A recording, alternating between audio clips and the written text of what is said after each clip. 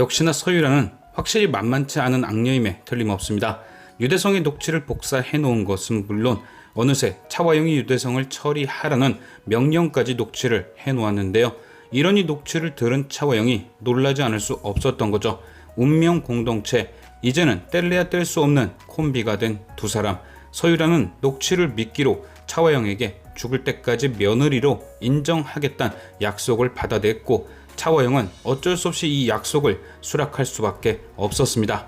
결국 자신의 목숨을 부지하기 위해 아들까지 팔아버린 차화영. 집안에 서유라가 돌아다니는 모습을 본 홍진우는 놀랐고, 차화영은 또 이게 다 회사를 위해서다, 너를 위해서다 라며 홍진우를 설득했는데요. 이번만큼은 홍진우도 차화영의 뜻을 따라주긴 힘들었습니다. 이유는 여러 가지가 있겠지만, 첫째는 서유라가 있는 집에 서준이를 두기 싫었을 테고, 둘째는 모든 진실을 알게 된 이상 서유라와 함께 있는 것 자체가 소름이 돋았겠죠. 결국 홍진우는 결단을 내립니다. 그냥 버티면 차화영이 이혼을 시키지 않을 것 같으니 약속되어 있는 잡지 인터뷰를 이용해 폭탄 선언을 하는 거죠. 전 와이프였던 유수연은 누명을 썼던 것이고, 여기 있는 서유라가 불륜녀였다. 다행히 생방송이 아닌 잡지사 인터뷰였기에 인터뷰 내용에 대해서는 차화영이 함구를 시켰겠지만, 홍진우는 그 길로 서준이를 데리고 집을 나가버립니다. 홍진우의 예상치 못한 행동에 넋이 나간 두 사람. 서유라는 혼란스러울 수밖에 없는데요. 그녀가 원한 건 SA그룹의 안주인이었습니다. 그리고 홍진우는 늘 차화영의 꼭두각시였으니 차화영만 설득하면 될 줄 알았던 일이 상당히 복잡해진 거죠. 57회 예고편을 보면 급기야 홍진우는 회사의 사직서까지 내게 됩니다. 모든 걸 포기하겠다는 의지가 드러나는 장면이었죠.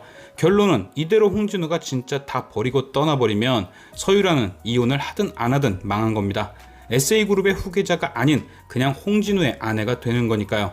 결국 지금 제일 속이 타는 건 서유라입니다. 하지만 그녀를 도와줄 사람은 한 명도 없죠. 예고편을 살펴보면 서유라가 차화영에게 도움을 청하는 장면이 등장합니다. 어쩌냐고 말입니다. 하지만 차화영의 대답이 시원찮습니다. 그냥 둘이 이혼을 하든 유수연을 없애든 해야지, 남의 집 불구경하듯 얼버무립니다. 그도 그럴 것이 이미 녹취는 다 없앴으니 겁날 것도 없고, 애도 아닌 홍진우를 강제로 데려다 앉힐 수는 없는 노릇. 진짜 차화영이 할 수 있는 게 없는 겁니다. 그렇다고 서유라와의 약속을 안 지킨 것도 없죠. 둘이 이혼을 하라고 하지도 않았고, 집에서 나가라고도 안 했고, 딱히 서유라가 반발할 건덕지도 없죠. 남은 건 차화영이 써준 공증 문서인데 이것도 영 쓸모가 없습니다. 일단 공증 내용을 보면 차화영은 서유라를 며느리로 평생 인정한다입니다. 딱히 다른 부수적인 조건이 없죠. 홍진우가 집을 나가든 이혼을 한다고 난리를 치든 차화영은 그냥 서유라가 내 며느리라는 걸 인정만 하면 됩니다.